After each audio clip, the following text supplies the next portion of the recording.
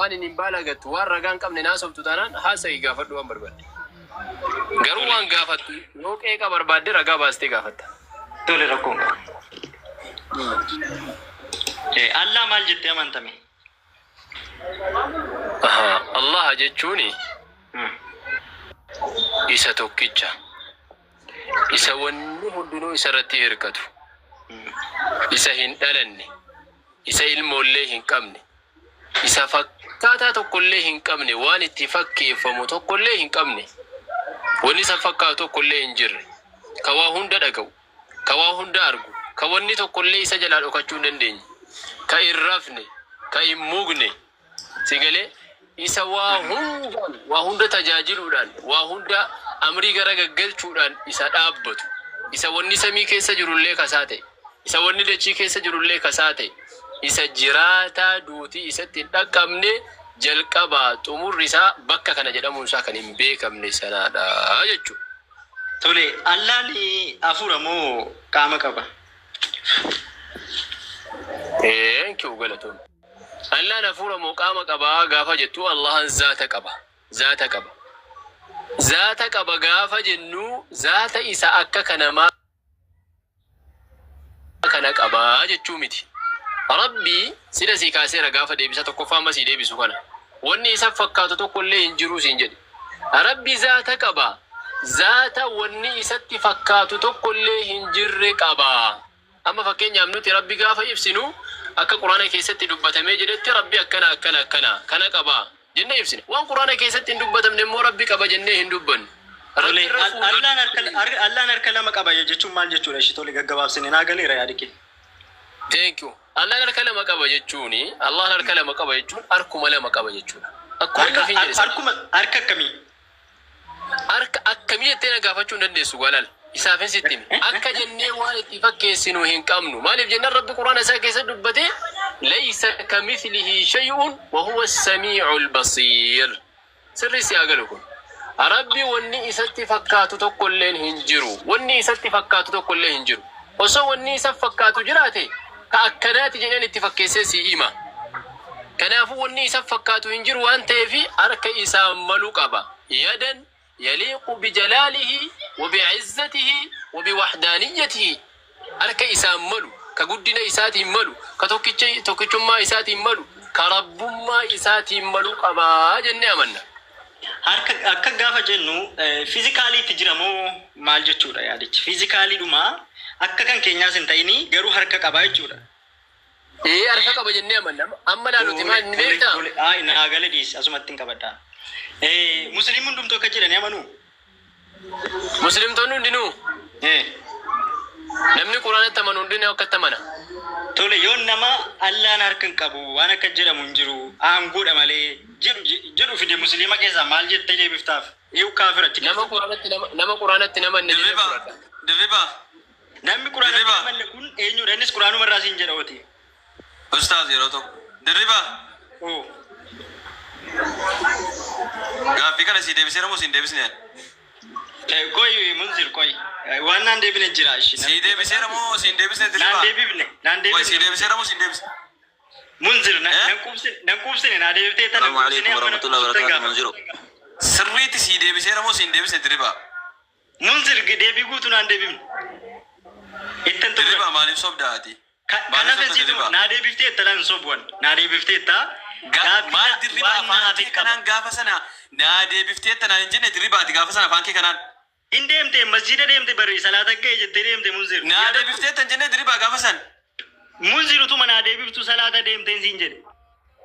Lakki bakka kana sii galeeraa dirriba sii deebi'eeraa jennaan naa deebi'eeraa kanarra ibsan kennin gaafa ati jettu lakki si duwwaadhaaf iyyuu miti ijoollee muslimaa iyyuu hin barbaachisaa jedhee siin deebisne dirribaa.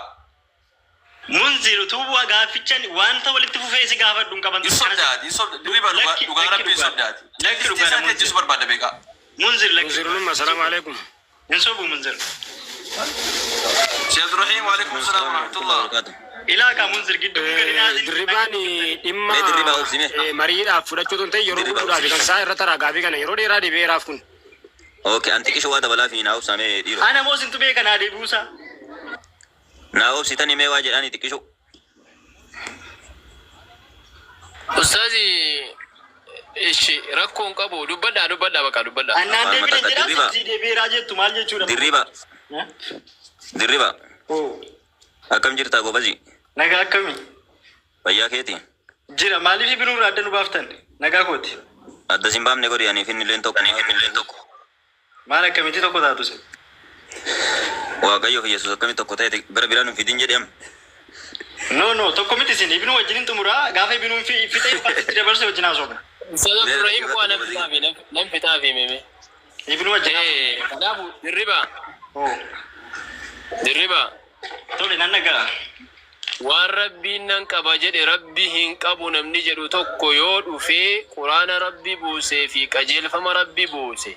كحديث إرجم ربي عليه الصلاة والسلام رب الرافودني دبة سنة اتهنا من جدمي فودتما توليكا أنا وين أنا كيفد مدي رجع كينيا أكنا ما مسلمات كوتي أكنا ما أمنتا إسلاما وردوفت كوتي مدي رجع كينيا القرآن والحديث قرآن حديثا سيقولي قرآن حديثا رب الله قرآن إساء كيسد دبته وإن تنازعتم في شيء فردوه إلى الله والرسول رجا وهندا كيستو والنفرماتا وهندا إسيني قد واني إسين كيس رجا بربادة قرآن فديسة جديلة فنوكاي كنافو وان قرآن فديسة كيست يا ربين كانك أبا جنمي دبتمي إيجي ربي نكابا كاكمي كابا جتمو يوغا فتربي قرآن ما كيسن نتمي كايسا فكاتو قبا مالي واني إساتي فكي فمتوكو اللي هنجرو ربي كان فكاتا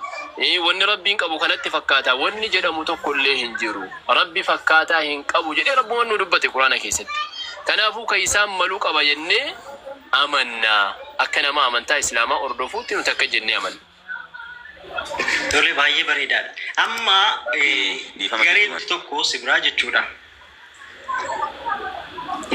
Garee kam gaafatte saa garee gaafatin akka kiyyan na gaafatteemi. Akkuma musliimaatti si gaafachaa jira. Musliimni tokko moo tokko miti. Yoo na gaafatte kunoo kan inni si deebise. Musliimni tokko moo tokko miti. Musliimni tokko moo tokko miti. Musliimni tokko jettu yeroo hundaa tokko moo tokko miti. Dirriba ko. Naatas gabbaayii gobazi gaafii kana yeroo hedduu gaafattee si deebi'edhani waan xiqqishoo si dabalee achumatti bira kunnaa. Maaliif bira kunna naa deebisaati wajjin haasofnaa yoo jechuun yeroo qabanne sirriitti haasofnaa. Rakkoon qabu. Ati Allahi dhugamaan baratuu barbaadde? Sirriitti jee. Waa galatoomi waan gootu. Allahi baratuu barbaaduuf gaafatuun kan kee waan gaarii baga gaafatte waan gootu. Yoo waa'ee Allahi sirriitti baratuu barbaadde Qur'aanaa fi Wangeela qo'adhu. Qo'addeedha. Amma danda'ama dubbiseera. Amman yana dhaggeeffadhu. Si fixaana gaafadhu na jalaa dhaggeeffadhu gobazikii. Tole. Wangeela keessatti wangeela afaan Arabiffaa irratti jechi Allah jedhu bakka kuma 4 fi 3 jira. Sirriidha. Bakka kuma 4 fi 3 jira si galami. Lakkoofne garuu iddoo baay'ee jira sirriidha. Sir lakka'ee jiraan watakka na kijibsiisuu dandetama viidiyoon silkii biraan qabu malee si baasuu dandeenye jechi Allah jedhu wangeela yookaan baay'ibilii afaan Arabiffaa irratti bakka kuma 4 fi 3 jira. Ta'uudha sirriidha jiraachuu danda'a. Kun immoo wayita Allahi naa ibsi jettu afaan Oromoo irratti Waaqayyo jedhee dubbatame ka afaan Oromiffaa wangeela afaan Oromiffaa irratti wayita afaan Arabiffaa deebitee ilaaltu achumatti Allah jedhamee barreeffame. Kun ka muslimtoonni barreessan osoo hin taane ka kiristaanota Arabaatiif barreeffame. Allah jechuun ka Oromoon Allah jechuutti beektu kun ka warri wangeela afaan Oromootiin barreesse Allah jedhe kun afaan Waaqayyo jedhe kun afaan Arabiffaa irratti Allah jedhama. Wayita isa gaafatu Allahan ka samii fi dachii uume jalqaba Waaqayyo samii fi dachii uume jedha wangeelli afaan Oromoodha. Ka afaan Arabiffaa immoo Allahatu uume jedha. Allahan ka ifaa uume, ka bishaan uume, ka waa mara uume, ka fakkaatti hin qabne, ka hin nyaanne, ka hin dhunne, ka hin dadhabne, ka hin rafne, ka hin fannifamne, ka hin tumamne, ka namni dafaruu hin dandeenye jechuudha. Allahin ka akkanaati wangeela keessatti hin beeytame Waaqayyoon.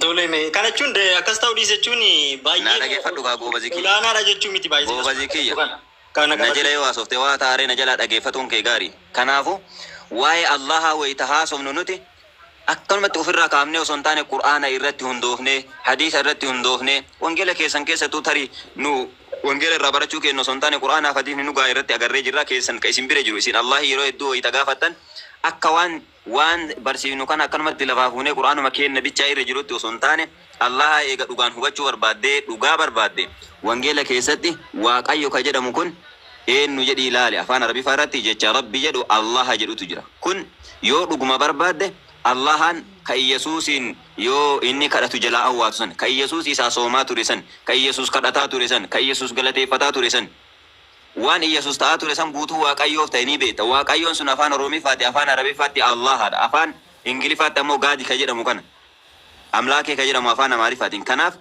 Allah jechuun hin rafu hin dadhabu hin mugu hin nyaatu hin dhugu samii isa uume dachii isa uume nama isa uume laggeen gaarreen waa hundayyuu isa uume wanni isa malee jiru hundi uumamaadha inni immooyyuu uumaa waa hundaati inna allaha ala kulli shay'in qadir rabbi waa hunda irratti danda'a